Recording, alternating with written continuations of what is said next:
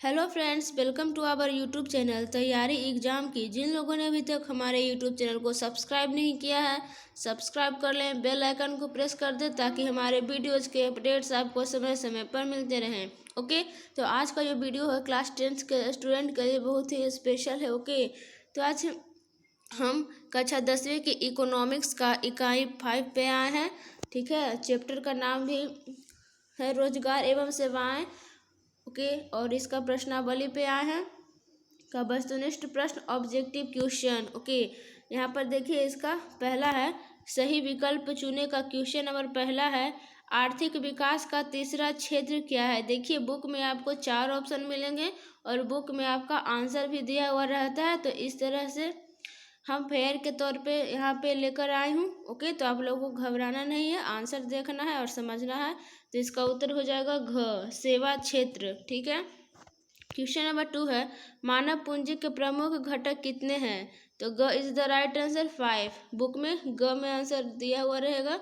फिर question number 3 है कौन बीमारू राज्य नहीं है। तो बुक में आपको 3 ऑप्शन और रहेगा, तो इसका राइट आंसर हो जाएगा ग, कर्नाटक। ओके, फिर देखिए क्वेश्चन नंबर 4 है कौन सी सेवा गैर सरकारी है। तो इसका उत्तर हो जाएगा ग, मॉल सेवा।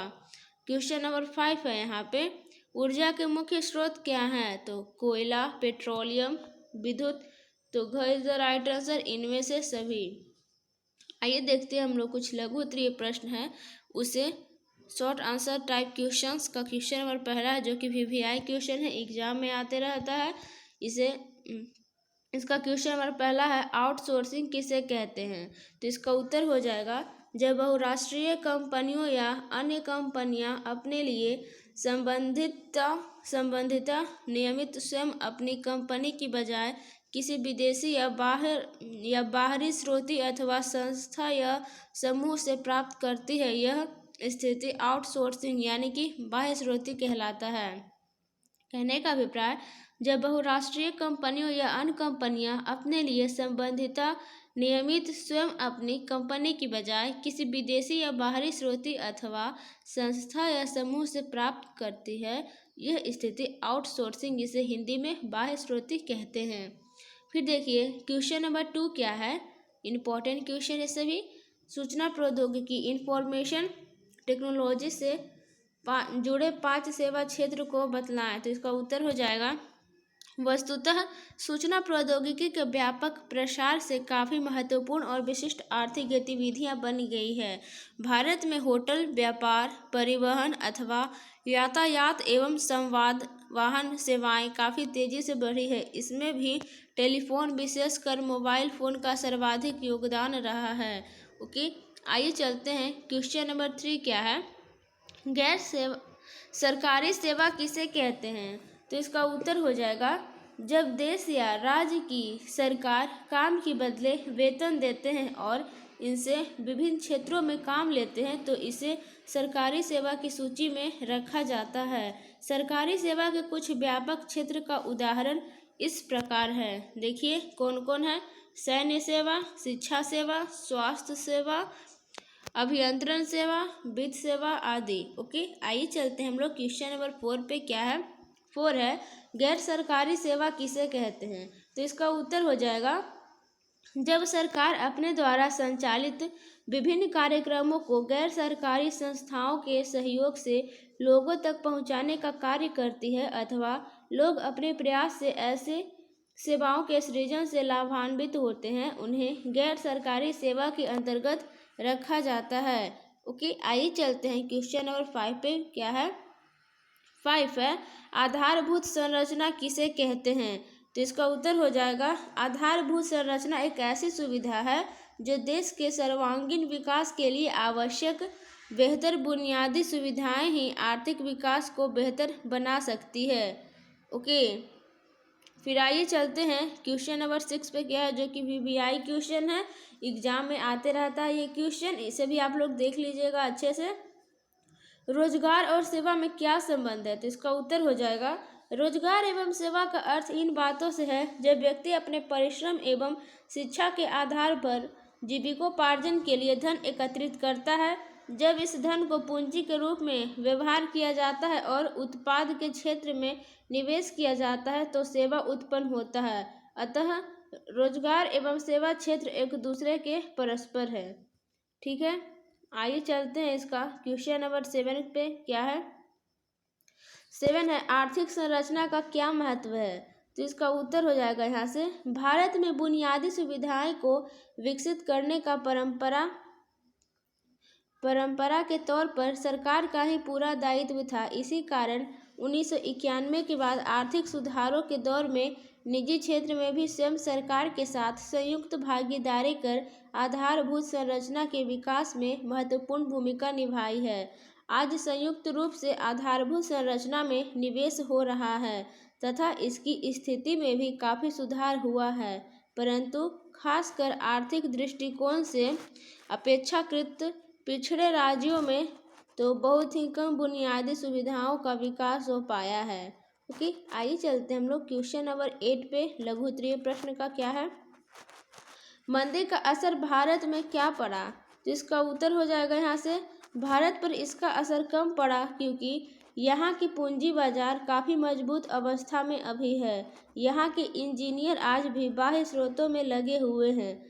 खासकर सूचना प्रौद्योगिकी क्षेत्र काफ़ी मजबूत है और पूरे विश्व में हमारे इंजीनियर का स्थान अव्वल है। मतलब कि हमारा आधारभूत संरचना पूरा विश्व में सभी इंजीनियर भारत से जाते हैं काम करने के लिए। हमारा आधारभूत संरचना कमज़ोर होने के बाद भी वर्तमान मंदी का असर पर नहीं पड़ा। ओके, आइए चलते हैं क्वेश्चन नंबर 9 क्या है? वैश्वीकरण का प्रभाव सेवा क्षेत्र पर क्या पड़ा? तो इसका उत्तर हो जाएगा आप लोगों के पास, वैश्वीकरण के कारण लोगों को आर्थिक विकास के खासकर सेवा क्षेत्र का लाभ प्रत्यक्ष रूप से मिलने लगा। लोगों को दूसरे राष्ट्र में जाकर रोजगार करने का खुला अधिकार प्राप्त हो गया। आलोचकों के अनुसार वैश्वीकरण से श्रम बाजार में श्रमिक संगठनों की भूमिका नगण्य हो जाएगी और आम लोग विकास के क्षेत्र में केवल मूल दर्शक ही रह जाएंगे। ठीक है, धीरे धीरे यह मान्यता लोगों के मत में बदलाव आ रहा है और लोग उदारवादी इन नीतियों के लाभ समझने लगे हैं। ठीक है, आइए चलते हैं हम लोग अब दीर्घ उत्तरीय प्रश्न पे। क्या है? दीर्घ उत्तरीय प्रश्न लॉन्ग आंसर क्वेश्चंस का क्वेश्चन नंबर पहला है, जो कि VVI क्वेश्चन है, एग्जाम में आते रहता है। सेवा क्षेत्र पर एक संक्षिप्त लेख लिखें। तो इसका उत्तर हो जाएगा आप लोगों के पास, सेवा क्षेत्र के विकास के लिए देश एवं राज्य स्तर पर बुनियादी सुविधाएं का होना नितांत आवश्यक है। मतलब बहुत ही आवश्यक है, तथा सेवा क्षेत्र का विस्तार रोजगार के अवसर देगा। सेवा क्षेत्र के विकास के लिए मनुष्य को शिक्षित करना नितांत आवश्यक है। समृद्ध मानव पूंजी ही सशक्त श्रम शक्ति को जन्म देता है, जिसके कारण लोग रोजगार पाने में सक्षम हो पाते हैं। तब लोग हीन भावना से ऊपर उठकर देश और राज्य के हित में काम करना प्रारंभ करते हैं, जिससे विकास भाव परिलक्षित होता है। राज्य स्तर पर भी सेवा क्षेत्र की भूमिका को नकारा नहीं जा सकता है। सरकार और गैर सरकारी दोनों ही स्तर पर इसका व्यापक प्रभाव पड़ा है, जिससे काफ़ी लोग लाभान्वित हुए हैं और हो रहे हैं। ओके, आइए चलते हैं दीर्घ उत्तरीय प्रश्न का क्वेश्चन नंबर 2 पे। विश्व के लिए भारत सेवा प्रदाता के रूप में किस तरह जाना जाता है? उदाहरण सहित लिखें। तो इसका उत्तर हो जाएगा, 21वीं शताब्दी के विश्व के सेवा क्षेत्र में भारतीय श्रम पूंजी का अत्यधिक योगदान रहा है। पहले भी इंग्लैंड के स्वास्थ्य और परिवहन सेवाओं में भारतीय श्रम शक्ति का अत्यधिक योगदान था। इसी तरह संयुक्त राज्य अमेरिका के अंतरिक्ष विज्ञान और सूचना प्रौद्योगिकी में आज भी भारतीय श्रम शक्ति के योगदानों को सभी लोग स्वीकार करते हैं। श्रम शक्ति के इसी योगदान के कारण पहले जहां बढ़ती हुई जनसंख्या देश के लिए अभिशाप मानी जाती थी, वहीं दक्षता और ज्ञान की वृद्धि के कारण अब जनसंख्या को मानव पूंजी के रूप में स्वीकार किया जाने लगा। अर्थशास्त्र में जनसंख्या संबंधी विश्लेषण के बदलते हुए परिवेश में मानवीय पूंजी यानी कि ह्यूमन कैपिटल कहा जाने लगा।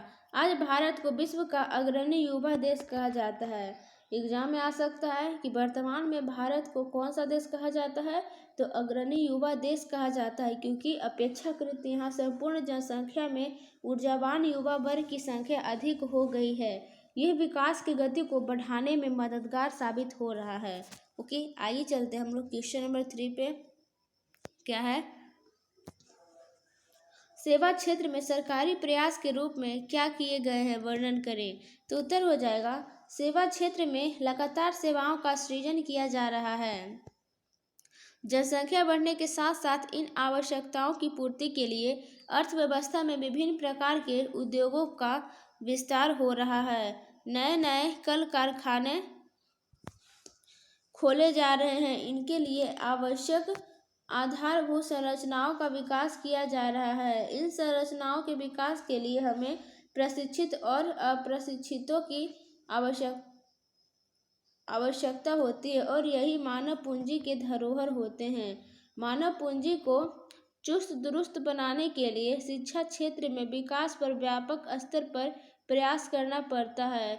जितना ही शिक्षा का स्तर, देखिए आप लोग ध्यान से, जितना ही शिक्षा का स्तर मजबूत होगा उतना ही अधिक मात्रा में मानव बल का प्रयोग आधुनिक उद्योग धंधों में किया जाएगा, जिससे हमारा यहाँ पे गलती से हमारा लिखा गया, यहाँ पे हमारा होगा। ठीक है, आप लोग सुधार लीजिएगा अगर फेर कीजिएगा तो, जिससे हमारा उत्पादन बढ़ेगा और लोगों की आवश्यकताओं को पूरा करने में सफल होगा। ठीक है, आइए चलते हैं हम लोग क्वेश्चन नंबर 4 पे, दीर्घ-उत्तरीय प्रश्न का। 4 क्या है, गैर सरकारी संस्था किस प्रकार सेवा क्षेत्र में विकास को सहयोग करता है, उदाहरण देकर लिखें। ओके, तो आइए चलते हैं हम लोग इसका उत्तर पे। क्या हो जाएगा, जब सरकार अपने द्वारा संचालित विभिन्न कार्यक्रमों को गैर सरकारी संस्थाएं के सहयोग से लोगों तक पहुंचाने का काम करती है, अथवा लोग स्वयं अपने प्रयास से ऐसी सेवाओं के सृजन से लाभान्वित होते हैं, तो उसे गैर सरकारी सेवा के अंतर्गत रखा जाता है। इस क्षेत्र के भी कुछ उदाहरण इस प्रकार हैं। कौन कौन सा है, तो ब्यूटी पार्लर, दूरसंचार सेवाएं, बैंकिंग सेवाएं, स्वरोजगार सेवाएं, बस सेवाएं, विमान सेवा इत्यादि। इनमें से कुछ सेवाएं ऐसी है जो सरकारी एवं गैर सरकारी दोनों ही स्तर पर चलाई जाती है, खासकर यातायात सेवाएं, शिक्षा सेवाएं, स्वास्थ्य सेवाएं, दूरसंचार सेवाएं, बैंकिंग सेवाएं इत्यादि का क्षेत्र इतना व्यापक है कि सरकार अकेले सक्षम नहीं है, इसलिए इसे गैर सरकारी सेवाएं के द्वारा संचालित किया जाता है। आइए देखते हैं क्वेश्चन नंबर 5 क्या है आप लोगों के पास। वर्तमान आर्थिक मंदी का प्रभाव भारत के सेवा क्षेत्र पर क्या पड़ा, लिखें। उत्तर हो जाएगा, वर्तमान मंदी के कारण सेवा क्षेत्र काफ़ी प्रभावित हुआ है। उपभोक्ता की मांग बढ़ी है, परंतु उत्पादकों को उचित मूल्य नहीं मिल पा रहा है। इन उत्पादकों को लागत मूल्य से भी कम आय प्राप्त हो रहा है। यही कारण है कि विकसित राष्ट्रों से तकनीकी वैज्ञानिकों को छटनी कर रोजगार से मुक्त कर दिया गया। इसका प्रभाव भारत के उन वैज्ञानिकों पर भी पड़ा है जो दूसरे राष्ट्र में रोजगार कर रहे हैं। ओके, यहाँ पे हैं, रोजगार कर रहे हैं। उत्पादकों को उत्पादन क्रिया शिथिल करना पड़ गया। अत्यधिक घाटे के कारण विकसित राष्ट्रों में आत्महत्या करने जैसी घटनाएं होने लगी। कई वित्तीय संस्थाओं को अमेरिका में अपनी सेवा बंद कर देनी पड़ी। मंदी का वर्तमान दौर में इस बात की आवश्यकता होने लगी कि बिहार में कृषि और कृषिजन्य उद्योगों को अत्यधिक मजबूत बनाया गया। हालांकि वर्तमान मंदी का बुरा प्रभाव भारत में उतना नहीं देखने को मिला, पर इसका बुरा प्रभाव विकसित देशों पर पड़ा। भारतीय पूंजी बाजार की मजबूत मानवीय श्रम की उच्च दक्षता एवं विशाल श्रम शक्ति के कारण यह आशा व्यक्त किया जाने लगा कि 21वीं शताब्दी में भारत विकास की उच्चतम सीमा पर पहुंचकर भारत के अत्यधिक विकसित देशों की श्रेणी में आ जाएगा। ओके, तो वीडियो को यहीं पे एंड करते हैं। वस्तुनिष्ठ प्रश्न, लघु उत्तरीय प्रश्न और दीर्घ उत्तरीय प्रश्न समाप्त हो चुका है। वीडियो अच्छा लगा होगा तो लाइक कीजिएगा, कमेंट कर दीजिएगा और ज़्यादा से ज़्यादा अपने दोस्तों में शेयर कीजिएगा। और कोई भी सोशल साइंस से रिलेटेड सब्जेक्ट में कोई प्रॉब्लम हो या परेशानी हो तो कमेंट करके ज़रूर बताइएगा। ठीक है, मिलते हैं अगले वीडियो में, तब तक के लिए bye bye, take care, thanks for watching this video, have a nice day.